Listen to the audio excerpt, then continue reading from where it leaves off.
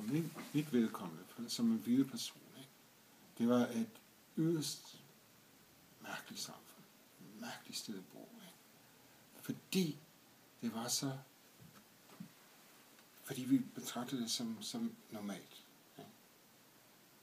At når vi boede i det hvide kvarter, og x antal kilometer væk boede de sorte i nogle helt andre kvarterer, ikke? Der så virkelig anderledes ud. Ikke?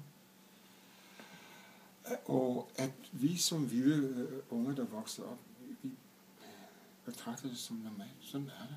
Sådan er verden indrettet. Ikke?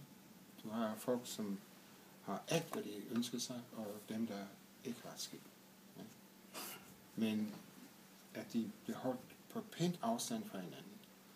Lige så vi sorte kunne komme ind til de hvide områder for at arbejde, men ud igen om aftenen.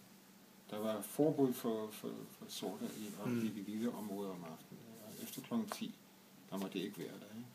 Så vores liv var sådan et kunstigt liv i sådan en rimelig huse og swimmingpools og hvad ved jeg, ikke? Og hvor de sorte bor i meget, meget, meget krummelige omstændigheder. Lige sådan et billede. Jeg ved ikke, hvor meget jeg set af sådan nogle billedmaterialer fra dengang, men det så virkelig anderledes ud, og vores levevilkår var så forskellige fra hinanden. Ikke? At vi kunne gøre ligesom det passer os på en måde. Ikke? Og leve som I gør i Danmark. Ordentlige skoler med alle de faciliteter i verden. Ikke? Og det eneste sorte, der var på vores skole, det var folk, der arbejdede ude på